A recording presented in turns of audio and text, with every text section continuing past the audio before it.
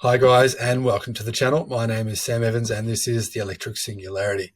Now guys, please subscribe if you'd like to, or like the videos, as that really helps us start to get the word out there, and it really influences Google's or YouTube's algorithms in terms of getting us higher up the rankings.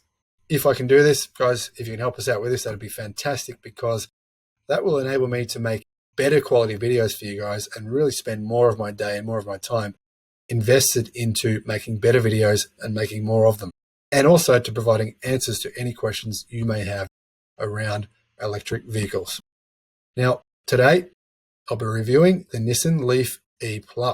Obviously, as many of you know, the Nissan Leaf was one of the most important vehicles for the electric revolution, and I think it really inspired, in many ways, the huge uptake in sales of the Tesla Model 3. Yes, I know that sounds crazy, but it's sort of the precursor to the Tesla Model 3. So I do think it helped inspire the electric revolution to some degree. As of December 2020, the Nissan Leaf was the highest selling electric vehicle in the world with over 500,000 sales. Now, over time, sales of the Leaf have, of course, declined. Some of this was due to issues with battery cooling and the perception that some battery packs didn't last all that long because the battery packs didn't have any thermal management. This problem appears to have affected some vehicles more than others. Obviously, some people have reported huge losses in battery degradation over a short period of time, and others have reported almost none. I believe this may be down to the climate the cars are driven in. If you've got a Nissan Leaf and you're in Canada, for example, it's probably not that likely to get real hot. If you've got a Nissan Leaf and you're living in, say, Southern California, Florida, or Queensland in Australia, or hot parts of Africa and Southeast Asia, you'd probably get more battery degradation. Think of it this way. Imagine someone buys a mobile phone, puts it in their pocket, leaves it in there all day to warm up against their leg. Imagine somebody else buys a mobile phone, leaves it in their handbag or purse all day. Well, the mobile phone in your pocket all day, surprising, not surprising, is going to have far more battery degradation because mobile phones also don't have thermal management. Now, this has been an issue that has plagued the Model 3. Unfortunately, this new latest Nissan Leaf E+ also doesn't have thermal management. For this reason, I'll preface this review by saying I recommend this car to people in cooler climates and not to people in warmer climates. Now, we may see in future that this information will change. Potentially, we'll find that there will be no battery degradation, even in warmer climates. But without knowing 100% whether or not that's true, my recommendation, like I said, is to purchase this car only if you don't live in a very hot environment. Now, in the decade since the Leaf E+ became the world's first mass-produced all-electric vehicle, the Nissan Leaf has well and truly secured its place as a trailblazer in EV history.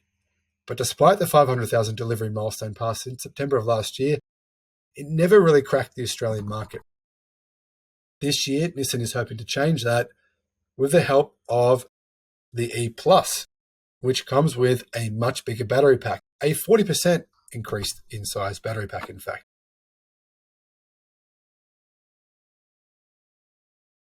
Now, even though it's been out for 10 years, it's still not a cheap car.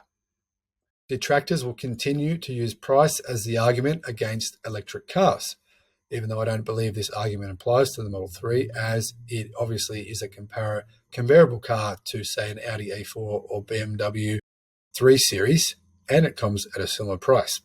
However, of course, in the low-range models, this electric car is obviously much more expensive than a comparable hatchback. The other area that the existing Leaf, which will still be sold alongside the model, the same model, the base model, cops some criticism, is for its range. It's 270 kilometers for the base model, according to WLTP testing designed to mimic real-world driving.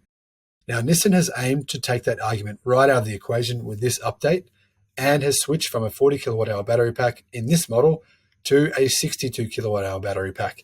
This makes a big difference.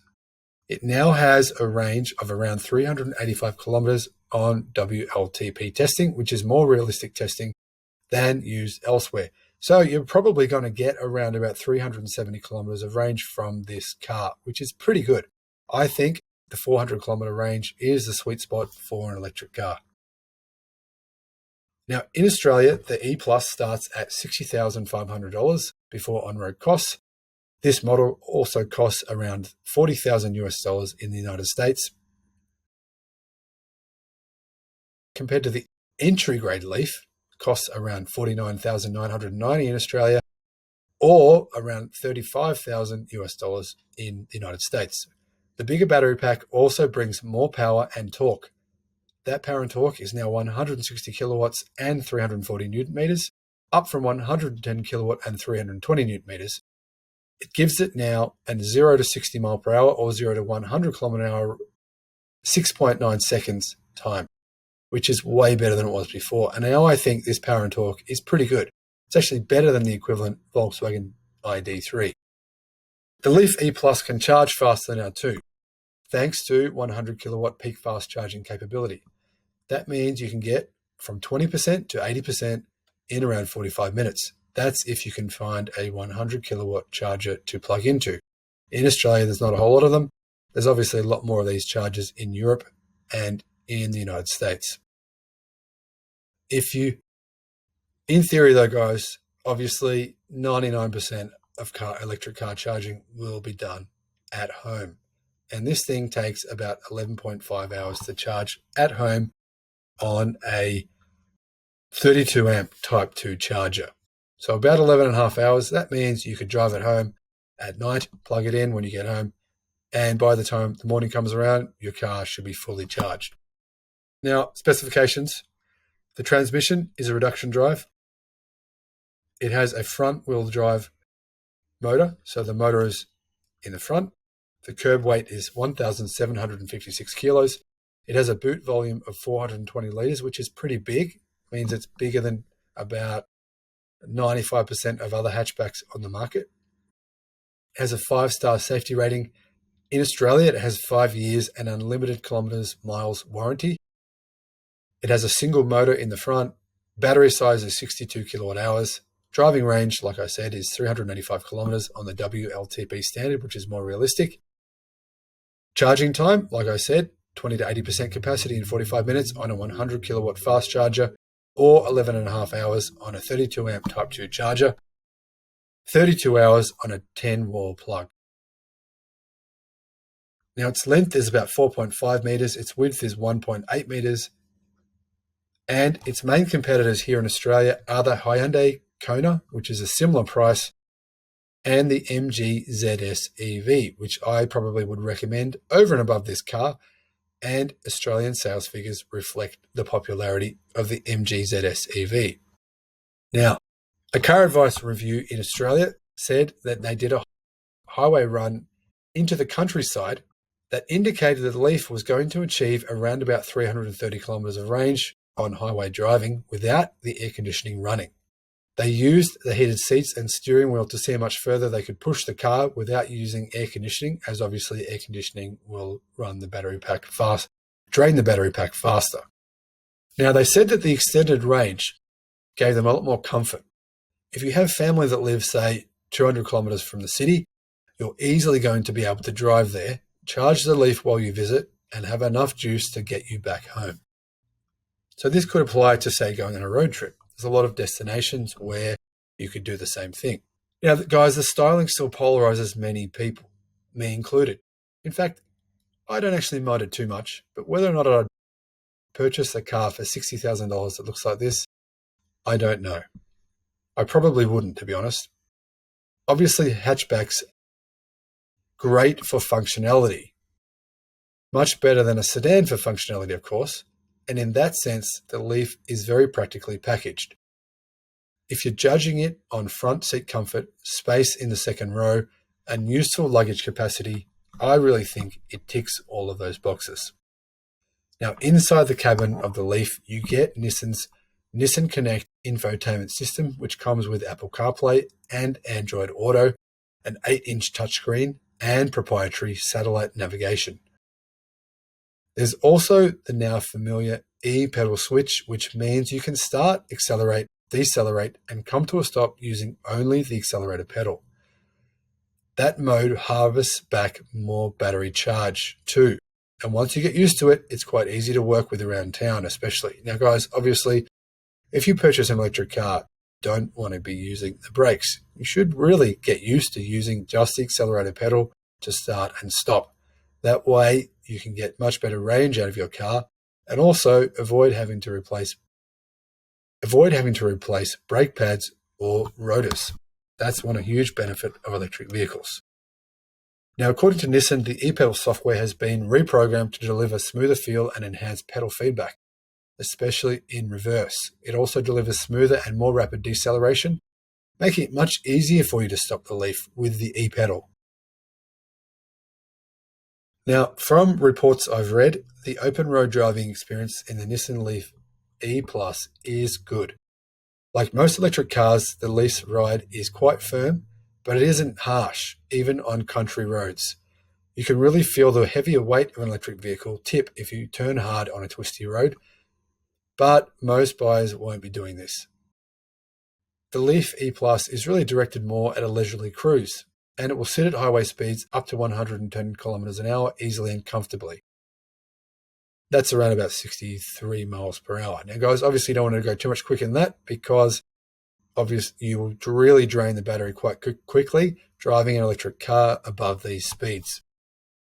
Now, reports also say that the infotainment system functions well, but the graphics and displays are starting to look old. However, I think that's less of an annoyance though, because really what you want from your graphics and displays is for the system to work and not glitch. And Nissan systems are reported to work well in that sense. The cabin of the E Plus Leaf is comfortable. The reviewers spent a good 2-hour stint behind the steering wheel and they found that comfort and visibility in misty surroundings was very good. However, they said the Leaf wasn't perfect, and that is due to some cabin advancements, for example. That it needs some cabin advancements, for example, to really match up to competitors like the Model 3. But it does deliver a sensible electric car option. Now, some criticism has been directed at the cooling of the battery pack in a hot climate like Australia, but plenty of owners now haven't had any battery pack related issues, so this may be an issue of the past. In the case of the Leaf E Plus, Nissan has stuck with passive battery cooling. I believe it would have benefited Nissan to have actually provided cooling for this car, because even in the sense of marketing, they could have given the impression to new customers that they weren't going to be having any issues with battery degradation. So that would be my suggestion for the Leaf for future updates, to provide active cooling. Now, guys, I think what Nissan's done with the release of the new Leaf E Plus is offer a real alternative to electric car buyers that are hesitant to sign up for the range of the base model, which is pretty low. Now, I think the sweet spot for an electric car's range is 400 kilometers, and this makes a lot of sense for most buyers. Now, getting on to one important feature of the Nissan Leaf E Plus, which most people haven't talked about. You can use it as a power source.